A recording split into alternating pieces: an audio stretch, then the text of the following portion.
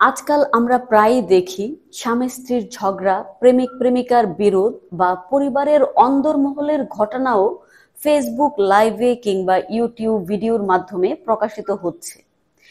কেউ কেউ আবার যৌথভাবে নিজেদের ব্যক্তিগত সম্পর্ক, এমনকি ঘরোয়া ঝামেলাকেও রূপান্তরিত করছে কন্টেন্টে। উদ্দেশ্য একটাই, ভিউ বাড়ানো, অর্থ আয় আর ভাইরাল হওয়া। এভাবে জনপ্রিয় হওয়ার উন্মাদনায় কি হারাচ্ছি আমরা? আমাদেরকে মনে রাখতে হবে, সোশ্যাল মিডিয়া যেমন মানুষকে মুক্ত চিন্তা ও সৃষ্টিশীলতার সুযোগ দিয়েছে, তেমনি তা হয়ে উঠেছে নৈতিক অন্ধকারে হারিয়ে যাওয়ার পর।